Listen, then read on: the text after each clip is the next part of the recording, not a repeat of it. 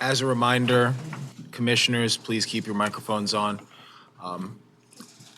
My name's Eric Stevenson. I'll be chairing today's meeting in the absence of Chairman Davis.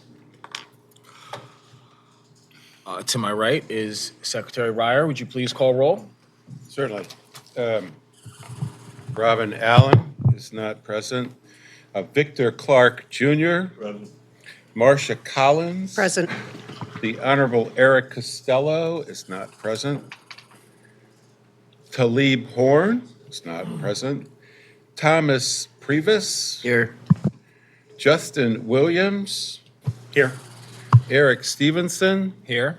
And Sean Davis is not present. Great. Next on our agenda is the approval of the minutes from March 16th meeting. Does anybody have any questions or comments, corrections on the minutes? Hearing none, do I have a motion? So moved. Second. Thank you. All in favor? Aye. Any opposed? Any abstentions? Thank you. Moving on to our consent agenda.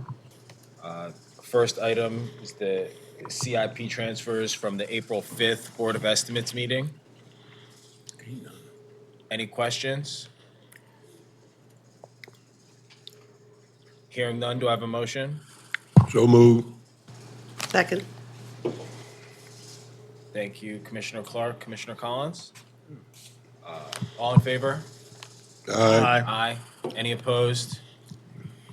And any abstentions? Thank you.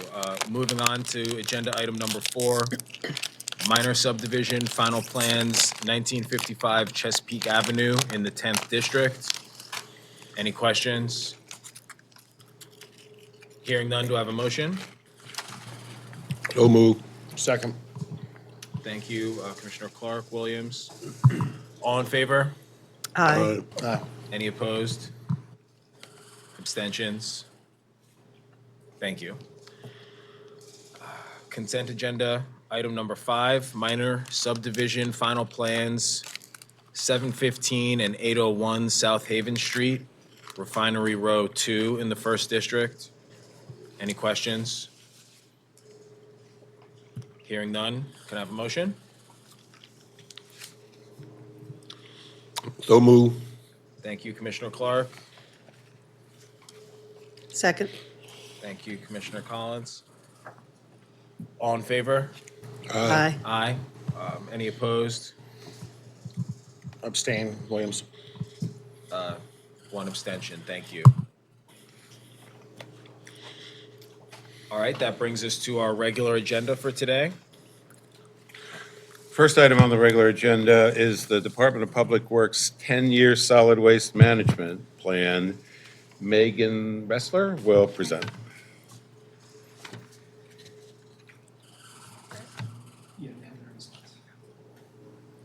That I sent to you. Yeah, there you go. Did you read it?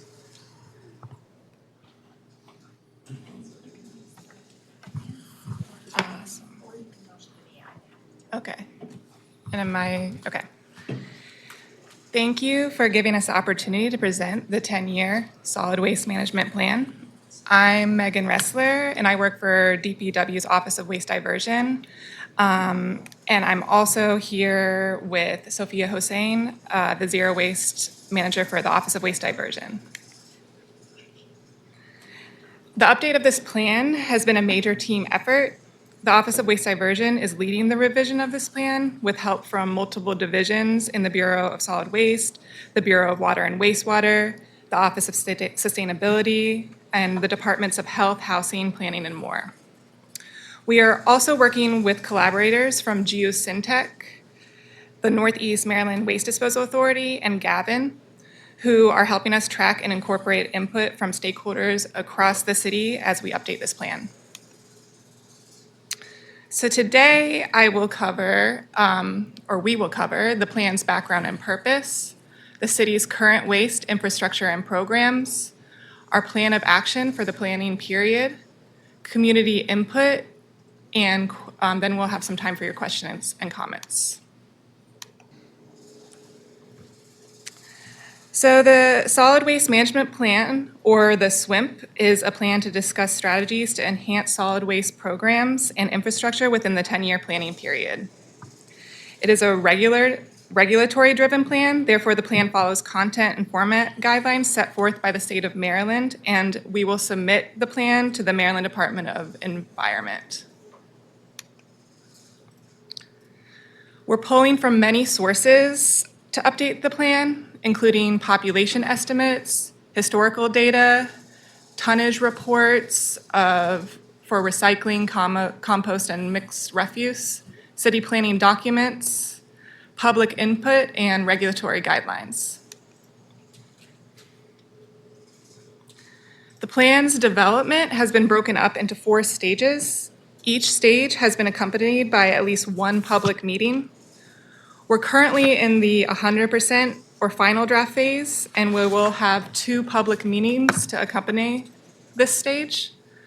I would like to note that even though we are in the final stage, we are still receiving comments and feedback for incorporation where feasible, and we will continue receiving those comments until April 24th.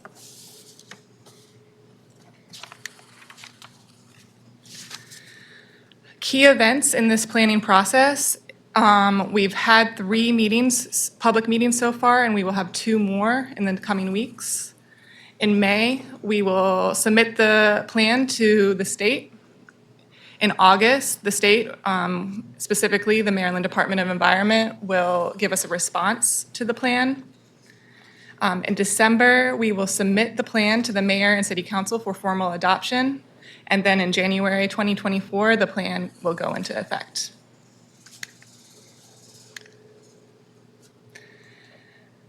So this is a list of our existing solid waste facilities in Baltimore City.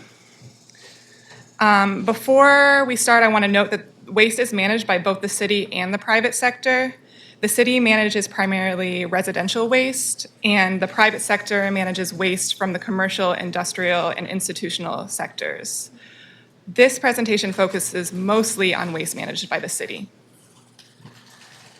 We have 5 full-service resident drop-off centers, which are shown here in black.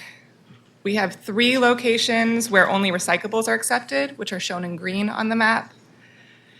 Camp Small, shown in yellow, is operated by the Department of Rec and Parks to process wood waste. It also sells prime wood, prime logs, wood rounds, and mulch. Quarantine Road Landfill is in red. It's operated by the city, and it accepts waste from residents and private small haulers. Wind Waste, also known as Bresco, is shown in gray.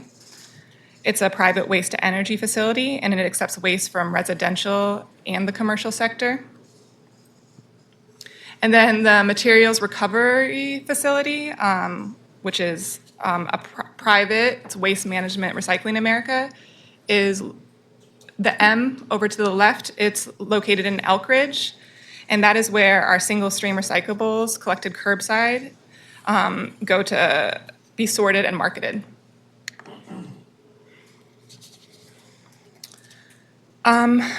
Before I get started on the existing recycling and diversion efforts, I'd like to highlight the difference between reduction and diversion. These 2 words will come up in the rest of our presentation. Reduction includes source reduction and reuse, or preventing a material from becoming waste. And diversion includes recycling or composting, or recovering discarded materials so that they can be repurposed and given a new life. Some of the city's source reduction and diversion initiatives include a polystyrene and plastic bag bans, which are meant to limit single-use items. The recycling can program was rolled out in 2021, where 170,000 65-gallon recycling carts were distributed to city households. We also have recycling education and outreach in city schools. And we roll out communication strategy, including outreach events and social media to promote recycling and source reduction.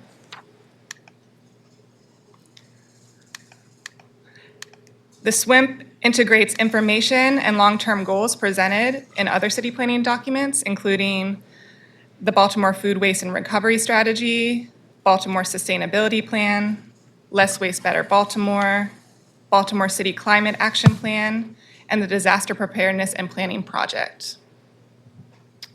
All of these plans inform the long-term goals of the SWIMP.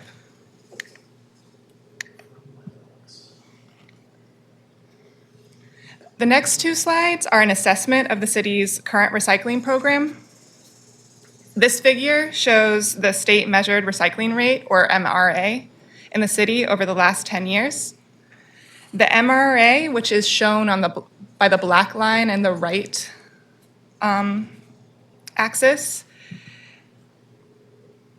the MRA comprises of recyclables that are collected from households and businesses, including paper, cardboard, plastic, metals, including cans and appliances, glass containers, compostables, and miscellaneous materials, such as tires and bulk waste.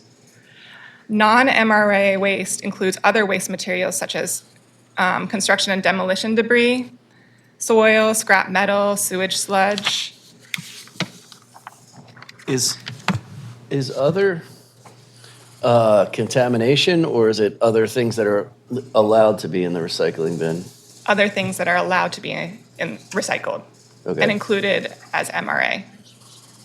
So this isn't based on total weight of recycling, it's based on what's actually coming out to be, I guess, resold? Yes, this is after they've removed contamination. Okay, thanks. Megan, what happened in 2013? That's what I'm about. So you'll note that there's a major decrease. In 2013, MSW incinerator ash no longer counted as recyclable. It was no longer counted in the MRA rate. So that was in 2011 and 2012, that was included as other. And then it dropped significantly when we could not include it as an MRA rate. If it's in another slide, it goes to one of my questions, but what's the percentage of MRA to total recycling, accounting for the full volume of recycling plus contamination, and then what's actually coming out of it as MRA? I don't have that figure now, but we can get that for you. The city recycles much more non-MRA waste than MRA waste, but this is what's counted by the state, and this is what regulations say we have to reach 35%. And as you can see, we have not reached 35% in the last 10 years, but we can follow up with that information. One other question, is this percentage of recyclables or of total waste? This is percentage of recyclables of the total waste. Got it. To that question, I'm sorry, but how is the total waste number calculated then? Is it just how would the, I guess, denominator be calculated then? From our mixed refuse tonnage taken from residents and businesses, our Okay. full tonnage. So in other words, it counts not only what we as a city collect from our residents, it counts all waste that is being generated within the city. So those can be businesses, industry, people that we are not collecting from. And then that's the same for these recycling rates. This is from all businesses in the city, private and public.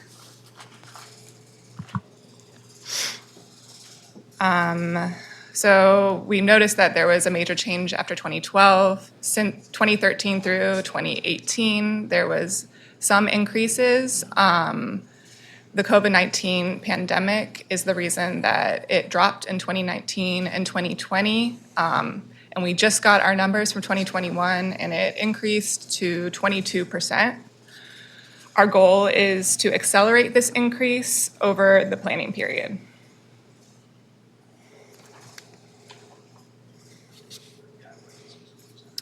This table it summarizes some of the city's long-term waste goals, both for reduction and diversion. The goals come from a variety of city planning documents, including the Baltimore Food Waste Recovery Strategy, Baltimore Sustainability Plan, and Less Waste, Better Baltimore. These are long-term goals and not all expected to be met during the next 10 years, which is the planning period for this plan. I think this is a useful chart because if you look at the 2020 diversion rate column, there are some opportunities that jump out for improvement. Specifically, food waste and yard waste are very low, and that's something that is a great opportunity to significantly increase. Also, recyclables is a great opportunity to increase.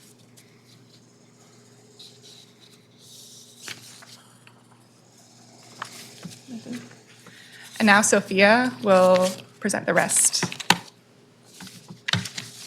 Thanks, Megan. Thank you. Thanks, Megan.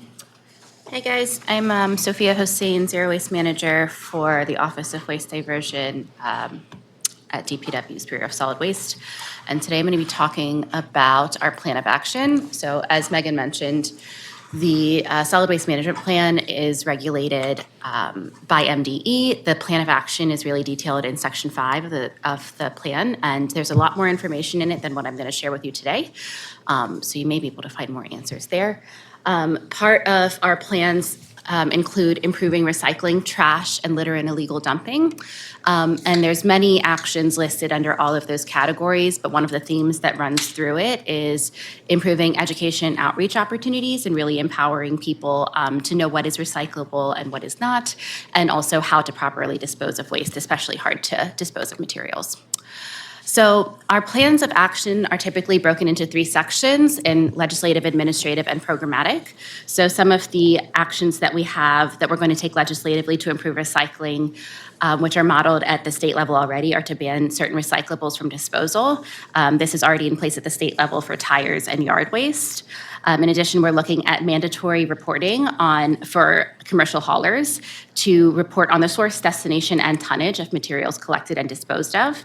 And also looking at improving our ability to enforce legislation that already exists that, for example, requires multifamily housing or office buildings of a certain size to recycle. Although that legislation is in place right now, we don't really have a mechanism for making sure that people are in compliance. Some administrative actions, again, that would be where, we really focus on education and outreach, making sure that people have access to the information that they need in order to change their behavior and promote more recycling. We would also like to prioritize incentivizing the growth of local recycling markets, and that would include advocating for green procurement processes for the city. So, for example, introducing a recycling content mandate on all city paper products that are purchased, or holding workshops with local businesses to make sure that they are able to procure their materials responsibly as well. We would also like to assess the funding mechanisms for waste diversion initiatives that take a comprehensive look at our capital operational and operational budgets. And then finally, for our plan of action for recycling, we do want to look at programmatic actions that we can take. So improving access to recycling in public spaces, deploying additional public recycling cans, maybe exploring using different shaped openings on recycling cans to incentivize people to, dispose of bottles correctly versus paper. And then offering green business certifications to really encourage the private sector to take on some of these responsible material handling practices. The estimated diversion potential for our recycling plan of action is 125,000 tons per year. So next we have our plan to improve organics and diversion. Our first line of defense is always going to be to reduce the amount of food that is wasted overall. So right-sizing ordering for restaurants, making sure that people know how to, make their grocery list correctly, or there's a lot of other strategies that are included in the Baltimore Food Waste and Recovery Strategy. In addition, there is a new state mandate that bans food waste disposal from the waste stream for generators of a certain size. And so we will be looking at targeting those large-scale food waste generators to reduce their overall food wastage as well. We'd also like to increase our organics diversion efforts, so making sure that we're maximizing residents' ability to compost in their backyard. But also, Sorry. all good, Trying to fix something in the background. no problem. Let's see, where was I here? All good. So looking at ways for people to be able to compost in their backyard, but also looking at being able to do a residential organics collection program and improving our education and outreach on what materials are compostable and considered organic materials. And then to encourage in-city composting, we would like to consider building a composting facility within city limits and offer community trainings and workshops so that we can employ locally to be able to engage residents in the operation of such a facility. And also support residents who are interested in gaining their compost operator certification, which will allow for them to work at MDE regulated facilities. Next up, we have our plan to improve education and outreach. So we would really like to be able to work in community, develop relationships with grassroots leaders and organizations. And so we would like to hold community engaged seminars where we can really develop community leadership in this realm. And the vehicle for doing this is the idea of a zero waste coalition, where we're engaging stakeholders across the city from both the public and private sectors to be able to come together and advance the goal of sustainability in the city and really inform DPW's programming by the needs across those sectors. So really creating this like iterative relationship for feedback and dialogue to inform how we move forward, especially with education and outreach. We also would like to improve our resources for hard to recycle materials, for recycling at schools, and utilize a strategy that's called community-based social marketing, which really creates or galvanizes like social environments to create behavior change. In addition, looking at expanding our range of workshops, so looking at repair clinics, circular cooking classes, being able to do recycling sorts in communities so people build more of a familiarity with what is and is not recyclable, creative reuse classes, so for example, like food waste to natural dyes, or upcycling furniture, and then of course composting. And then lastly here, we have our plan to improve our waste disposal and transfer capacity. Our biggest project that we have on our plate right now is expanding our Quarantine Road landfill. It's currently slated to reach capacity by 2028, but our lateral expansion will significantly extend its service life. We are also looking at what additional waste disposal capacity and infrastructure is going to be needed for long-term waste handling. And then, yes, of course, we are building a Northwest Transfer Station, improving the operations at the Northwest Transfer Station and looking to build a second transfer station as well. These are our estimated budget requirements for the activities that are proposed in Section 5 for our plan of action. A lot of these numbers were taken from our Less Waste, Better Baltimore Solid Waste Master Plan and kind of adjusted for 2023 dollars. So as you can see, there is a significant amount of investment needed in order for us to achieve this 10-year plan of action. During this planned update, we really did want to prioritize community input, and to date, we've received hundreds of thoughtful comments on environmental justice, trash collection, education, and equity, and also we've received a lot of comments on future waste disposal practices. And in order to get this community input, we have provided several ways for stakeholders to participate. We have had, to date, 3 virtual draft meetings at the 60, 90, and 99% drafts. And we are looking forward to holding our first hybrid meeting next week, and that will be in person and virtual. Comments are received at these public meetings as well as via email and via mail. And we also have like a digital document that tracks comments in real time. So the in-person meetings, the hybrid meetings are scheduled for 4/10 and 4/24. So we encourage anybody who's curious or wants to participate to register for those, and we look forward to seeing you. In addition, here's just more information on the locations for these at the Enoch Pratt Library, the Southeast Anchor Branch, and then at Arlington Elementary School. So here's just a little bit more information on how you guys can participate, or anyone can participate and read the current plan in its 99% state. We will be receiving and accepting feedback until 4/24. And regardless of what avenue we receive comments in, every comment is considered logged, categorized, and considered for incorporation. And with that, I will turn it over for questions and comments. Thank you, Sophia. Turn it over to the commission. Does anybody have any questions? Tom, go ahead. Of course I do. No, before I was a commissioner, I was on Mayor Pugh's solid waste team, and one of the comments in here was that a challenge that happened in 2017 with China's national sword policy and the lack of acceptance of single stream recycling waste at the same levels of contamination as before. And a question I've continued to have is, how effective is single stream recycling at all? And it looks like this program is advocating for single stream recycling to remain in effect for the next 10 years, I guess, to 2035 or thereabouts. And I've heard reports, at least, that single stream recycling is not effective at all, really, as a policy. And I was just trying to understand what thinking and review had gone into changing or otherwise addressing the quality of single stream recycling as a program in the first instance. Sure. So I definitely hear what you're saying, and I think that single stream recycling excels at making recycling easy for residents, but there are definitely its hangups.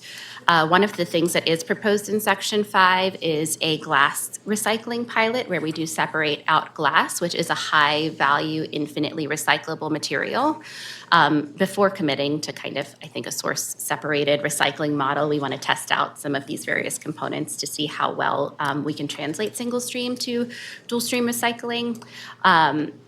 In addition, a lot of the counties that do have dual stream recycling also operate their own MRFs, which allows for them to really dictate how they handle recyclable materials, which we obviously contract with private vendors, which is another reason why developing recyclable material markets is really a priority for us in this planning period, because if we do separate out additional materials, we want to make sure that we are building local resiliency in our ability to use those materials locally as well. And then, you noticed, I'm sure, the emphasis on education and outreach in our plan of action. I think that as a primer to dual stream, we really do need to master our education and outreach with our current recycling system.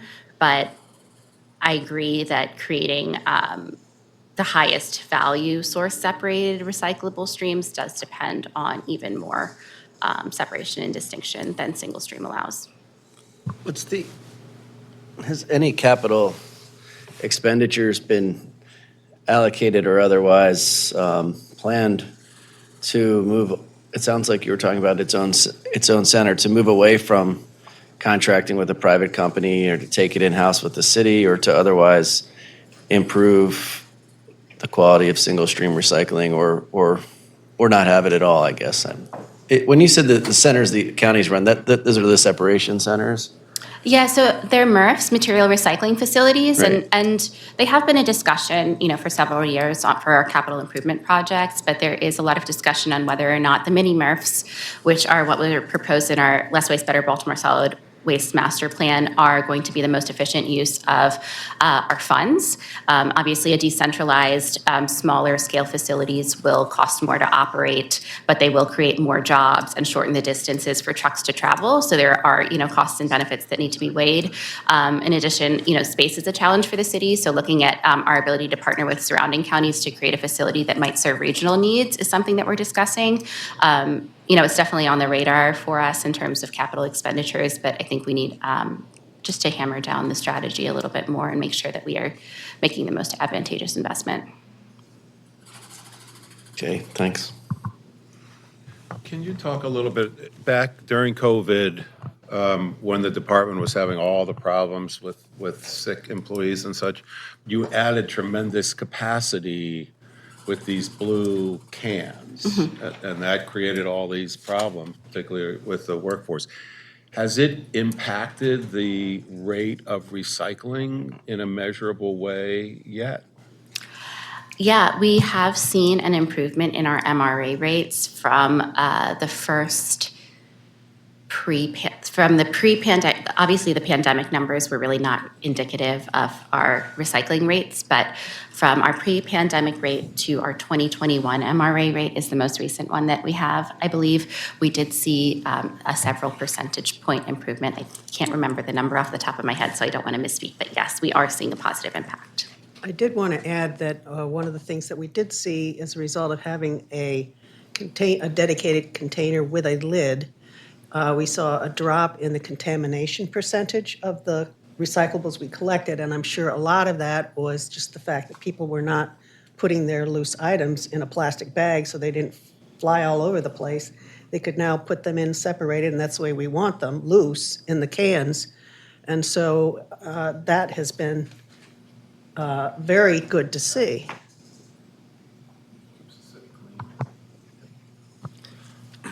Besides overall reduction in waste, are there any specific strategies in here that move us away from our dependence on the incinerator?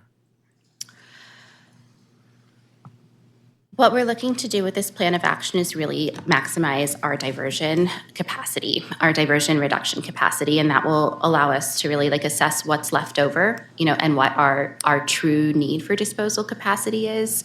In the plan, we do identify that we need to start planning for additional disposal infrastructure, and that we need to minimize the waste that's both incinerated and landfilled, recognizing that both of those waste management practices are not ideal. So not specifically, but I do think that this plan of action really moves us in that direction. And as far as composting, which of course is an element of that overall diversion strategy, we've been hearing about composting initiatives sort of for the last couple years. Can you tell us a little bit about where we are currently with composting in the city? Sure. So right now we offer food scrap drop-off locations at all of our convenience centers for residents to bring their food waste to. We also have 2 farmers market food scrap collection programs that work with local farmers to be able to divert some of that food waste for actually edible reuse for their hog farm. So we are kind of engaging at a couple of different levels of the waste hierarchy in terms of how we're managing that food waste now. There are some limitations to the program as it exists right now by only accepting these at the convenience centers or at the farmers market locations. We're looking at making drop-off locations more accessible, more frequent, expanding our network of drop-off locations, but also, as I mentioned earlier, piloting different ways. So looking at a residential curbside collection pilot program as well to ultimately move towards residential collection as a citywide offering. But we recognize that it's an ecosystem, right, in terms of options for food waste diversion. There's a really healthy network of private entities, private businesses in the city right now who also offer door-to-door food scrap collection programs. So, and we're also thinking about how to engage with residents and businesses, especially in light of the new organics diversion mandate. So trying to hit it from a lot of different angles, recognizing that it is a large percentage of our waste stream. And last one from me. You mentioned a couple of times recycling markets. Can you tell me what that is? Sure. When we're talking about recycling markets, it can mean multiple things, but we would really like to incentivize the private industry to be able to meet the demand for recycling locally. So, for example, that could look like if there's a local paper processing plant, it would be beneficial for that paper processing plant to be able to use recycled paper in making new paper. And so incentivizing the paper recycling market would be aiding or helping financially or partnering with this paper manufacturer to retrofit their plant to be able to process pulp as part of their operations. And that's just one example. You know, we could also talk about tire recycling, right? There's some local tire recycling facilities, and there's many creative ways to reuse recycled tires. Maybe it is partnering with universities to understand how we can use recycled tires in new roadway construction projects, which actually has proven to create longer lasting roads because of the ability of rubber to like expand and contract. So it could be a more sustainable option for us going forward. But we really need to be able to support like the R&D, I guess you could say, in order to create the case, both from a financial sense and just like from an operational, practical sense that these recycling markets will do well locally. Another part of that is really just going to be collecting tonnages. We talked about requiring reporting for haulers. If we wanted a private company to come in and build an organic composting facility, we would have to say we can, the city generates 200,000 tons of organic compostable materials per year. We can guarantee that, the city can generate X percentage of this so that they can, justify the investment. So I think it can look a lot of different ways, but I hope that's helpful. Yeah, very helpful. Thank you. Yeah. I have one other question. I'm not sure if this is an urban myth or not, but I have heard that even New York City would lose money on glass recycling, but for a glass remanufacturing company in the metro area. Have you ever heard that? I can't say that I'm not the most well versed in like the finances of glass recycling. I do know that there is definitely room for technological improvement in terms of glass recycling, and there's also room to. If it was like glass recycling at MRFs, it would require an expensive upgrade to the materials recycling facility. So there's definitely costs associated with separating it out. But glass is also highly valuable, especially like the glass to sand market, which is one that I feel particularly passionate about because we can use that sand to do shoreline restoration work. And then it's like that local glass material is like being reused right here in a really beneficial way for ecosystems, not just people.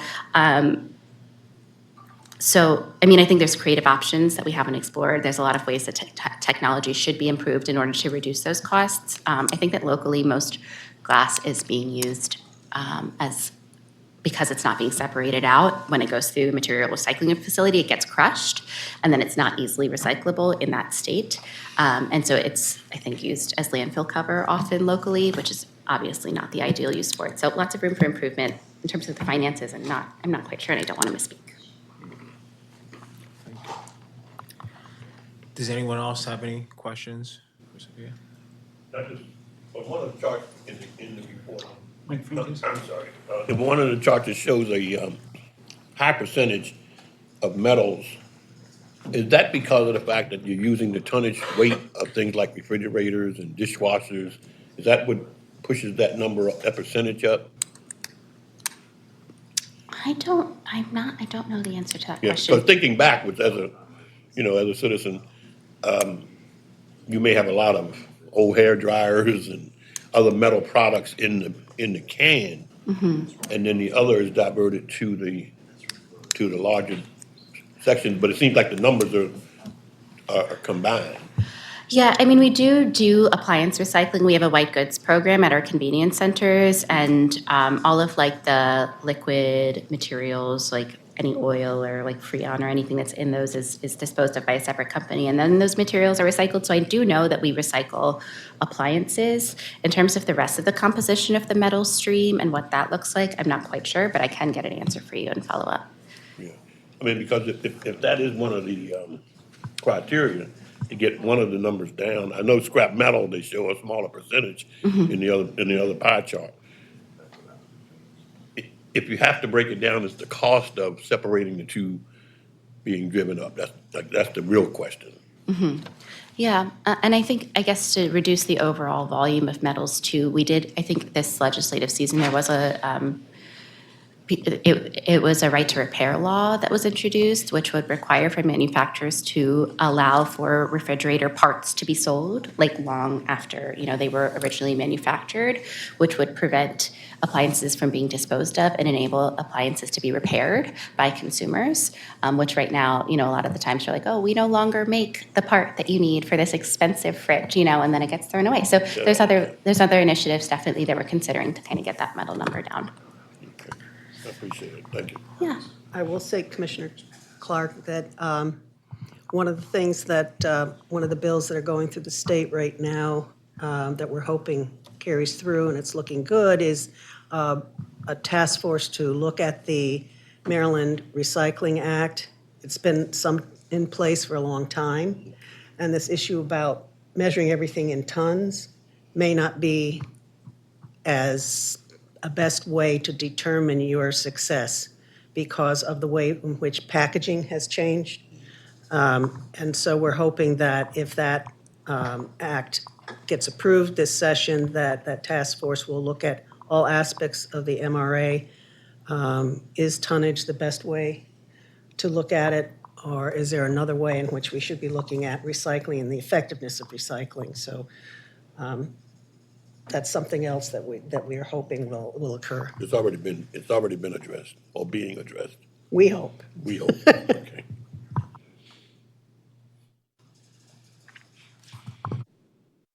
Great. Any other questions from the commission?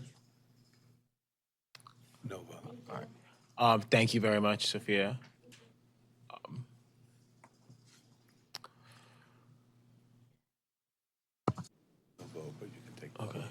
Is there anyone from the public that had a question or would like to comment on the solid waste plan? No? Okay, great. Next on our agenda is minor subdivision final plans, 1601 East Pratt Street, Perkins 3. And will Caitlin be presenting? Yes, yes. Caitlin Audette.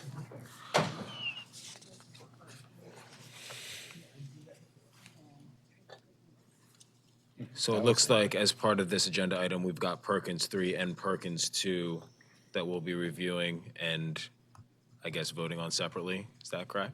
That's correct. Great. All right, thank Yeah, you. we'll figure it out The later. floor is yours, Ms. Audette. Great, thanks. So good afternoon, Commissioners.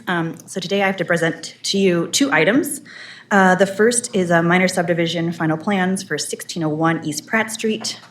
And the second is a minor subdivision final development plan for 1515 East Pratt Street.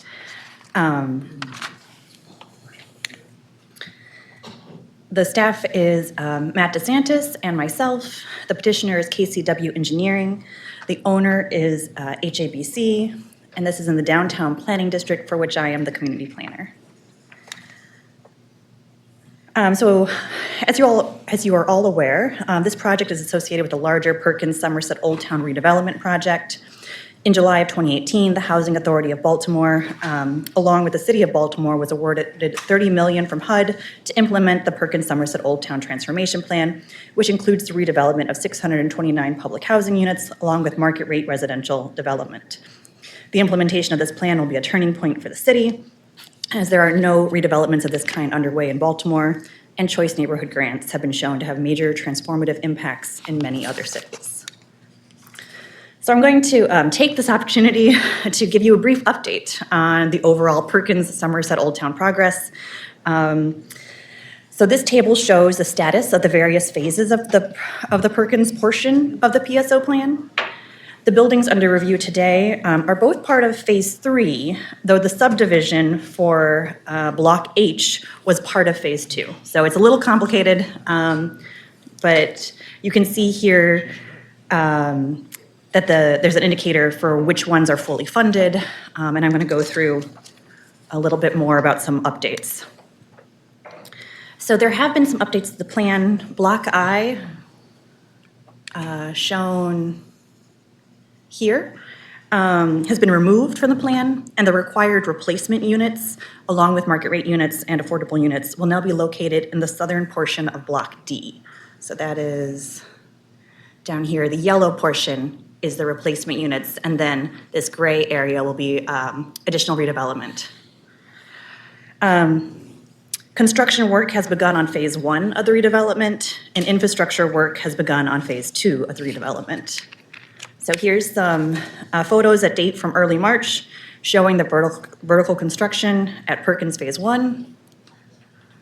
And the demolition is also continuing, it's rolling. So it's pretty exciting. Take a drive over there, walk or bike. And then for Somerset and Old Town, here's this timeline. It's a similar schedule as for Perkins. But here, the Somerset projects are a little further along, with the only remaining items being Somerset 4 and the Nathaniel McFadden Learn and Play Park.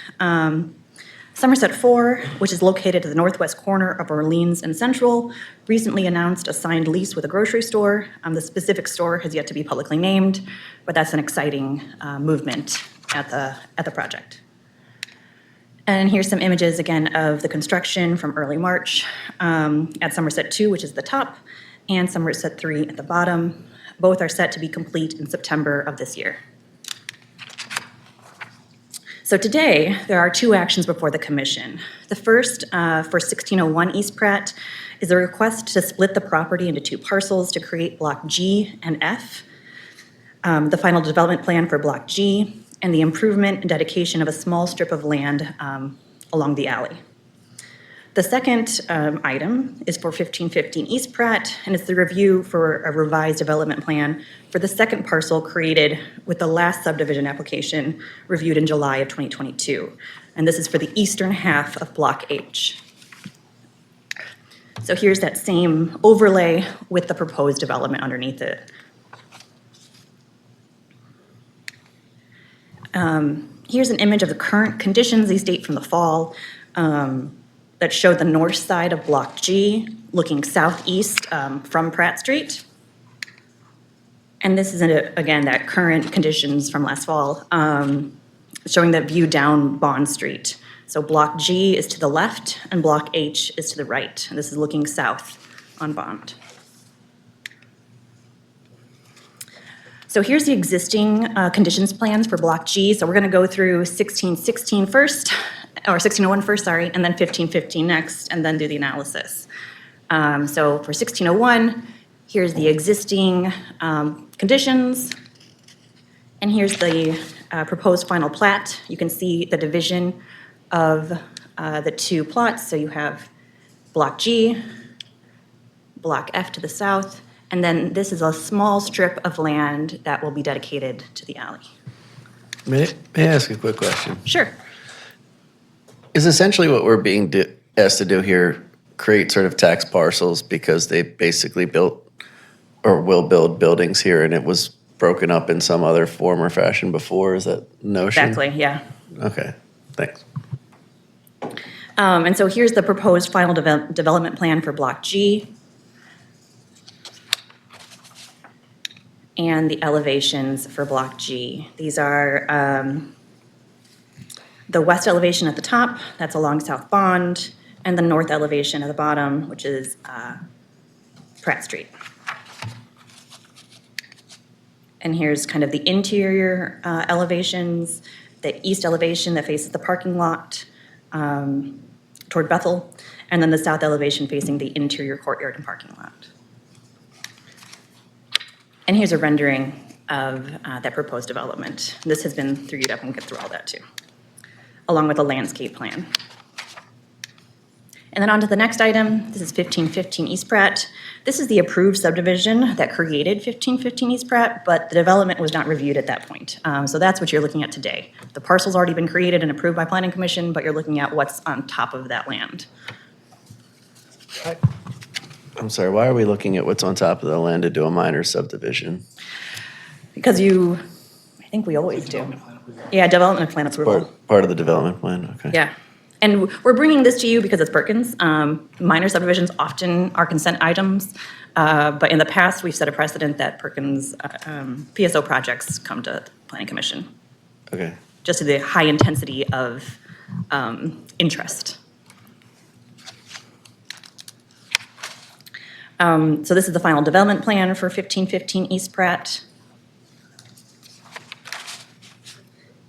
Elevations from top to bottom, you have the north, east, and south elevations.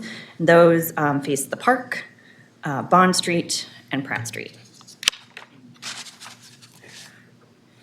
And these are the interior elevations that face the interior courtyard. And here's a rendering showing the proposed new construction looking, the view is looking northwest from the corner of Claremont and Bond. And then a view from across the park. The property in question, or the development in question, is to the right. And here's the landscape plan. So our review, I'm just going to go through this pretty quickly. The projects were reviewed and received SPRC approval on October 19th, 2022. The elevations, the building for the east side of Block H, 1515 East Pratt, is intended to be a 4-story multifamily building with 84 dwelling units and 42 car parking spaces, 28 bicycle parking spaces. And the design was reviewed and approved by UDAP. The building at 1601 East Pratt is planned to be a 4-story multifamily building with 68 dwelling units, 35 car parking spaces, and 23 bicycle parking spaces. Again, the review was completed at UDAP in 2022. The landscaping and forest conservation plans are part of a master plan. And this particular development includes 17 new street trees as part of Block H at 1515 East Pratt, and 12 new street trees along Block G at 1601 East Pratt. The site at 1515 East Pratt is Zone C2. There are several variances needed. Front yard setback of 6 feet in lieu of the maximum allowed of 5 feet. An interior side yard setback of 4 feet in lieu of 0, or greater than 10 feet. And a rear yard setback of 9 feet in lieu of the minimum required of 20 feet. The site at 1601 East Pratt is zoned R10. A variance is needed for the interior side yard to allow a 7-foot setback instead of the minimum required of 10. And the proposed subdivision submission satisfies the rules and regulations of land subdivision. Equity, these are the same ones we've seen for every item for Perkins. And that the long-term impact of Perkins will become a more seamlessly integrated development into this area of Southeast Baltimore and allow for mixed income living opportunities with a new school and park. And this subdivision action will help facilitate some of that new development. And engagement, the PSO team is heavily engaged with residents and neighborhood groups. And there will be no impact on internal operations. The posting was done in accordance with Planning Commission guidelines, and a wide variety of stakeholders were notified, including everyone listed here. And so the recommendation is to approve both items. If I may, just a quick question. What exactly are both items? Is it 2 minor subdivisions? Are we also approving a development plan? Or? Yes. So it's a little complicated. So the subdivision for,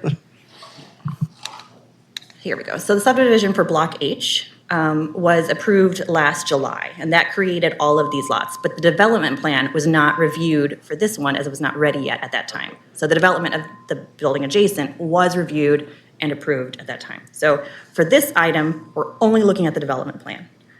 For the other item, we're doing the subdivision to create the 2 parcels as well as that strip of land along the alley, and also the development plan for the Block G, which is this upper portion. The development plan for Block F is not ready yet, and that will come at a later date. Okay. So, question I have is, I don't think we normally review final development plans. I think they go to UDAP and. They always come here. Yeah, I mean, so come here last time, to be honest, I pulled up the previous PowerPoint and replaced the things. Okay. But it was reviewed by UDAP and approved? I assume? Yeah, the design was reviewed for, all of the items have gone through UDEP and received staff approval. And has anything changed since the time it went through UDAP until we're seeing it here today? Nope. Okay, thank you.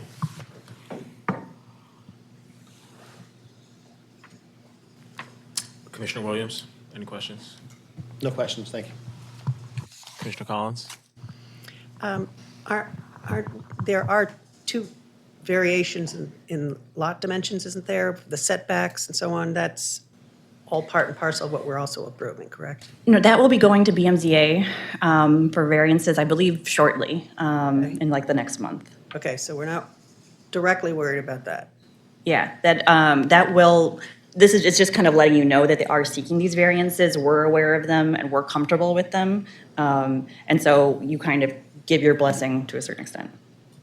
Okay, so in other words, the staff feels that the manner in which the setbacks are happening are consistent with what's happening in the surrounding area, so you don't have people bumped up front, bumped up back. That's exactly, a lot of consistent them, urban view. yes. Okay, thank you. Thank you, Mr. Chairman. Commissioner Clark? No question. Commissioner Allen? Thank you for the presentation. Could you clarify the smidgen or whatever it is that's being dedicated to the alley? Is it a widening of the alley? Yeah, so, sorry, where is this? It's right here, this little slice that goes down. Right. And that is being dedicated to the alley. So it's a widening of Okay. it's Bethel Street. Got it. I think it's, Oh, is it the opposite way? no, no, it's 2.5 feet. 2.5 feet. Yeah. Great, and I don't have any questions. Is there anyone from the public with any questions or comments about this item? No? All right, thank you, Ms. Audette. All right, any discussions amongst the commission on these items? Move approval. I'll second. Great, we've got a motion, Commissioner Previs, second by Commissioner Collins. Mr. Secretary, would you call roll? Certainly, Robin Allen, Approve? Victor Clark, Approve. Marcia Collins. Approve. Thomas Previs, Approve. Justin Williams. Approve. And Eric Stevenson. Approve. Thank you very much. Our final agenda item for today, oh, is that yours, John? Yep. Oh, go ahead. Next item, final item, is City Council Bill number 23-0343, conditional use zoning conversion of a single-family dwelling unit to 3 dwelling units in the R8 zoning district with variances at 633 South Montfort Avenue in the First Councilmatic District. Martin French will present. Thank you, Thank Mr. French. Mr. Chairman and members of the commission. Before I begin the presentation, we would like to ask for the commission to approve a waiver of the posting requirements specified by the Planning Commission's rules. The posting was done a few days shy of the 10-day posting requirement, and we believe there was sufficient public notice given despite that delay in the posting itself. There was also an unfortunate attempt to reformat the sign in some way, which resulted in the sign having to have the date and time handwritten on it. So it was written rather conspicuously, but nonetheless, if I may, I'll pass these around if they aren't available on your laptops so you can see what was involved. We believe the sign as posted substantially meets the Planning Commission's requirements for public notice, but we would like the commission to rule on that first. Thank you.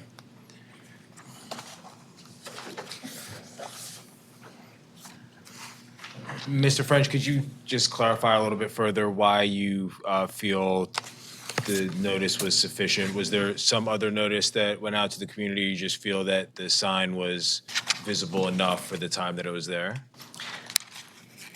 Sort of both, yes. We did notify the Canton Community Association, which is the community association that represents the area where this property is located. We understand actually they have been in conversations for probably a couple of years with the owner of the property about this proposed use. And we know that they have supported the bill which was introduced to approve the residential conversion.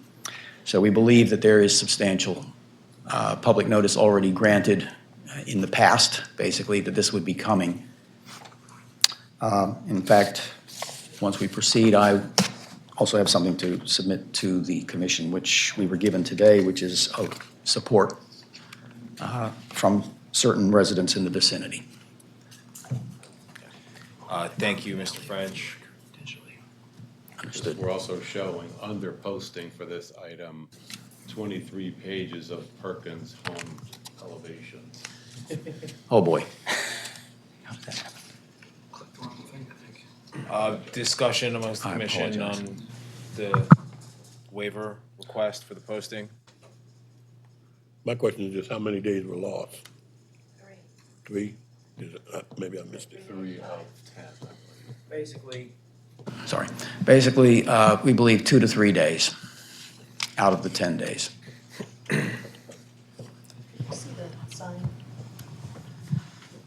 Pass that down.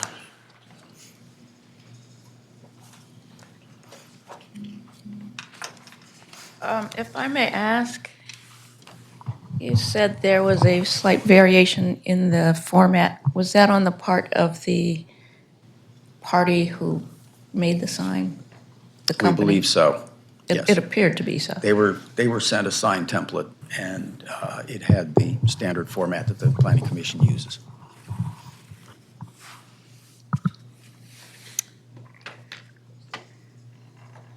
To clarify, Mr. French, you said there is or is not a community support documented for this? We believe there is community support for this.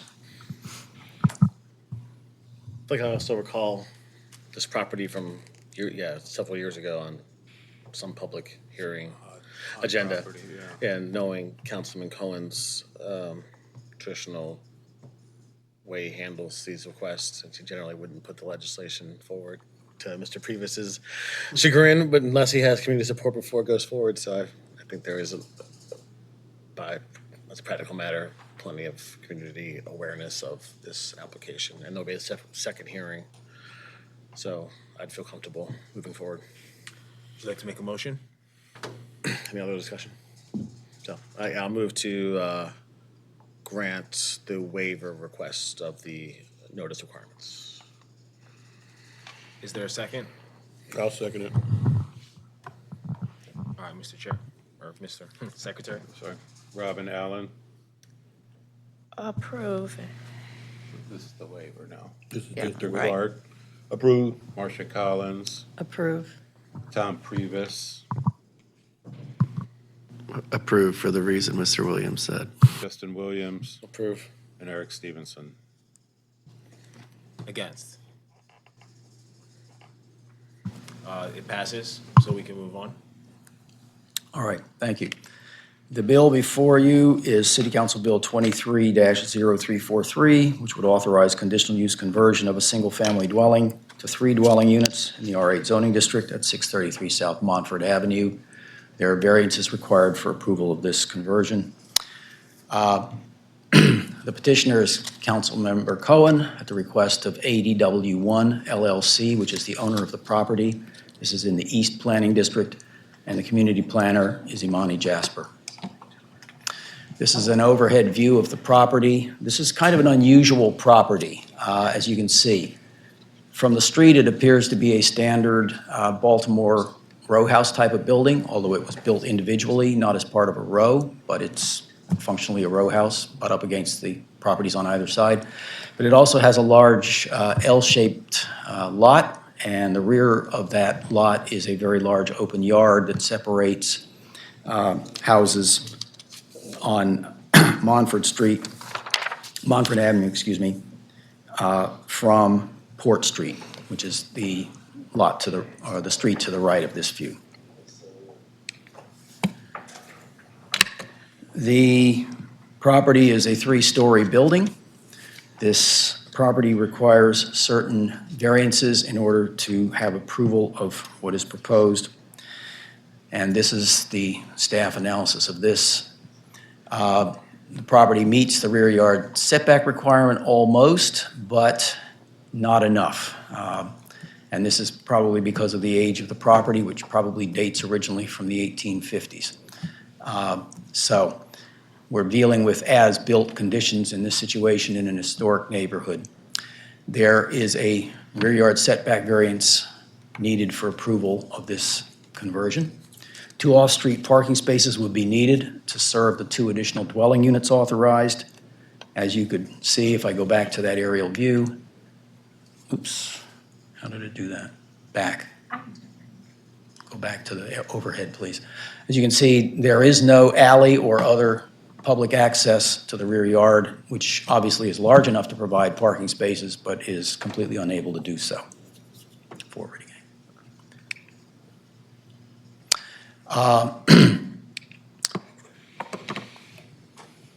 In addition, planning staff have reviewed this as a conditional use and believe that the requirements of the zoning code for approval of conditional use are met in this proposal.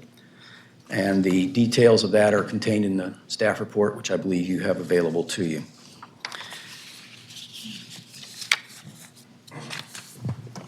Therefore, planning staff are going to recommend amendment of the bill as a friendly amendment to add a rear yard setback variance of 18 feet in lieu of the 25 feet that's required by the zoning code.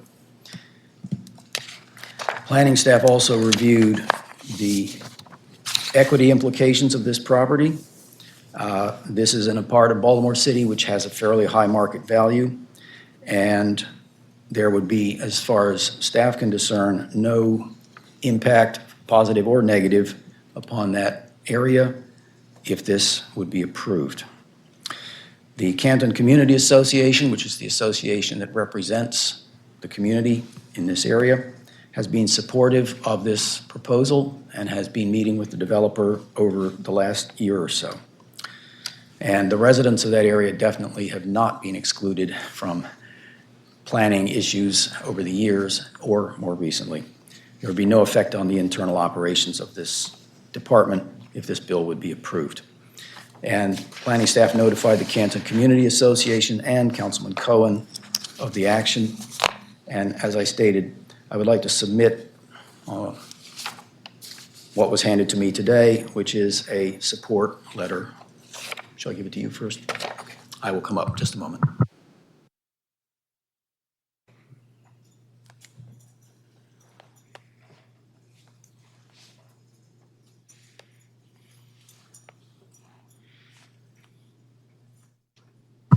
As evidence of that support. And I'd be happy to answer any questions anyone may have. Thank you. Thank you very much, Mr. French. Mr. French has just handed me a letter signed by 1, 2, 3, 4, 5, 6, 7, 8 residents of the Canton community. And in short, it says, "We are writing collectively as nearby neighbors to express our support." So, thank you. Any questions from the commission for Mr. French? Start with Commissioner Allen. Oh,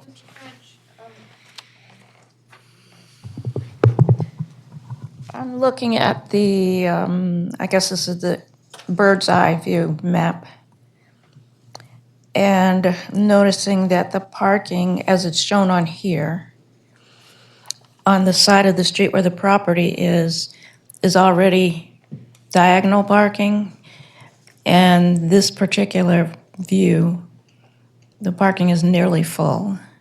And then the opposite side of Montford, South Montford Avenue, it's, yeah, thank you. It's regular, Parallel. thank you. I couldn't think of the word, old age. Okay, well, I can't say that because, thank you. You and I are in the same boat, but you remembered it. Anyway, my point is, it looks like parking is already tight around there, but the community is okay with the parking waiver? Yes, Canton is a community which is, of course, historically a dense area, residentially speaking. It's also an area which is fortunate to have a lot of people who are enthusiastic about alternative means of transportation. And I believe that's one of the reasons that they are supportive of this. They are aware of the fact that, yes, this adds a potential demand for 2 additional parking spaces on street, but they believe that that's not necessarily going to be what happens when people move into those 2 additional units that would be created. Okay, thank you. Commissioner Previs? Thank you. Could you remind me what the standard is for whether we were to grant a variance or not? Like, what is the basis for finding a variance or not finding a variance?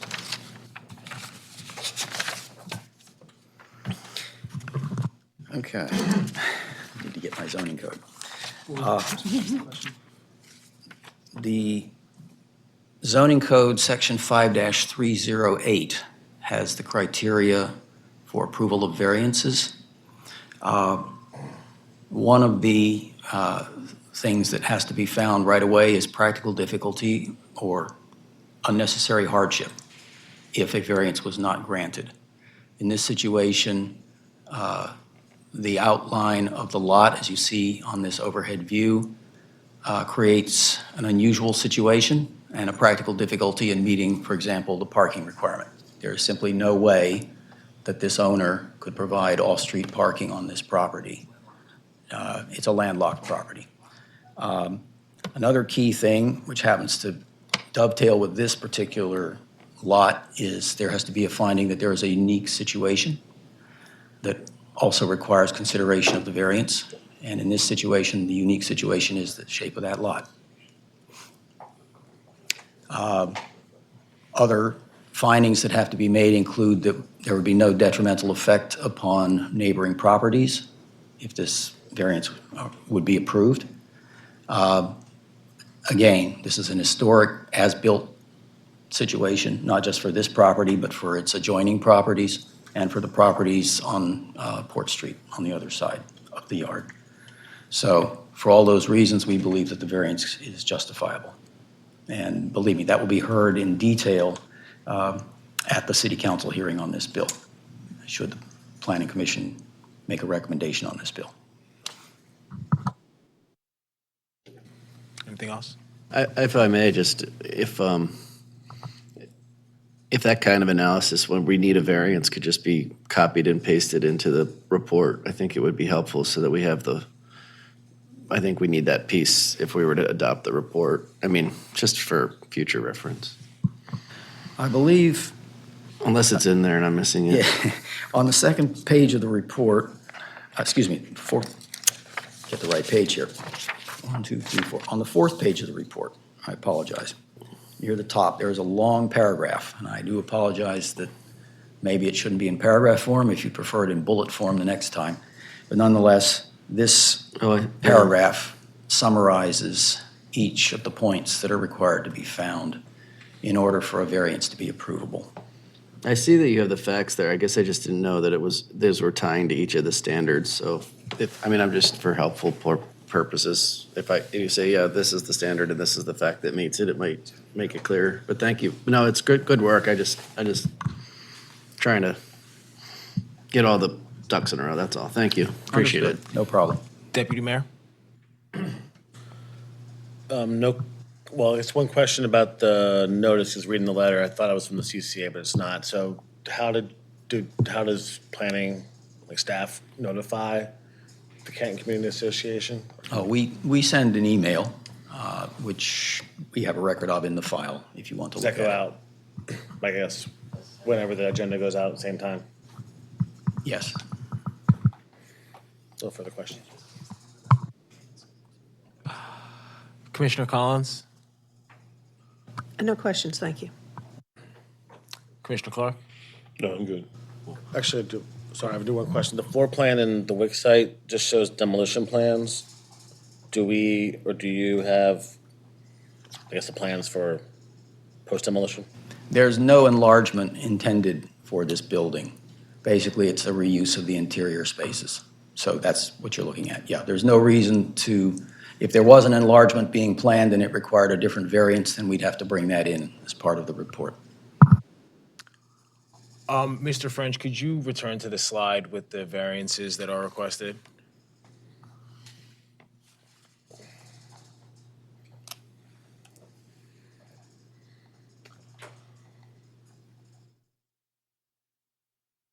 I'd just like to add some additional comment why I think that these variances are appropriate. I'm very discerning on when we apply variances because I think that many of these, regulations exist for a reason. Most importantly, I noticed that the applicant is not requesting a square footage variance. So the building is big enough for the units, which is one of the biggest issues that I see. The 25-foot setback, they're not moving the rear wall of the building. It is where it is.